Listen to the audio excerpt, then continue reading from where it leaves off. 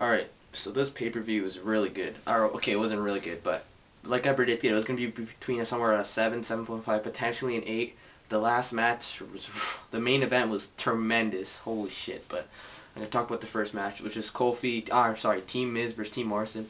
This match started off pretty good. I think Morrison and, Morrison and, what's it called? Dolph Ziggler did some great moves together. A lot of great wrestling. Dolph Ziggler got eliminated first. Evan Bourne did crazy, like Hurricane from the top rope, which I'd never seen before, backwards. So that was pretty good.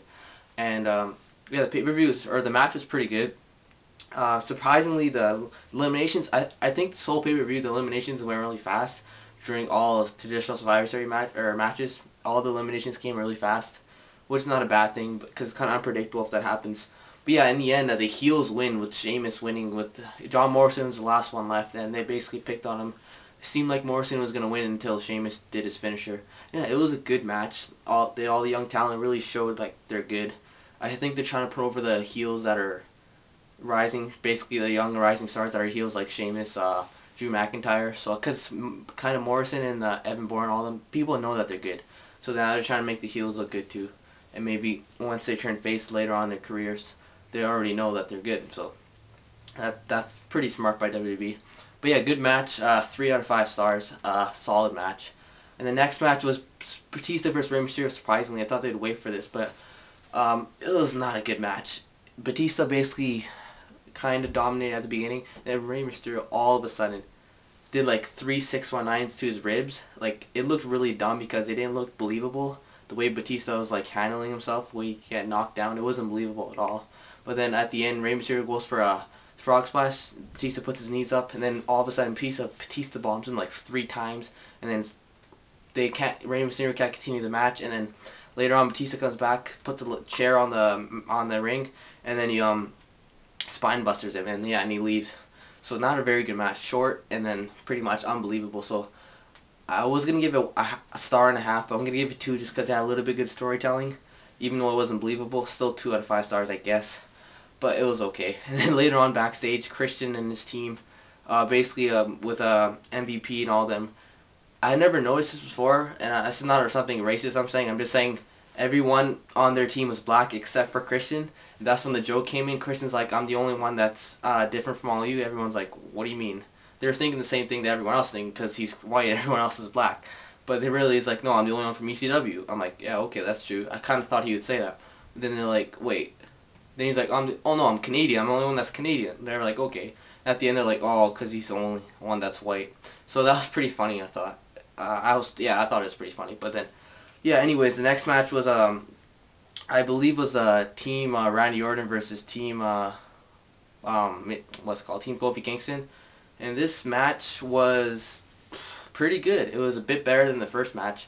And the really dumb thing about this, though, was Kofi Kingston, or Mark Henry and Randy Orton started off, and Mark Henry got RKO'd right away and got eliminated. But that's not the thing I'm talking about. The whole match, Randy Orton and Kofi Kingston never came in contact. This whole feud is built up between them two trying to fight each other, and they don't get to fight through the whole match until the very end, where Kofi Kingston and CM Punk, 3 of them are left. Randy Orton and them, all 3 of them are left. And then Kofi Kingston and CM Punk do some great wrestling, like holy shit, fast-paced, tremendous moves, and then all of a sudden Kofi Kingston gets the roll, gets the pin, and all of a sudden Randy Orton tries to run in, gets the kick in the face, the spin kick, and it's over.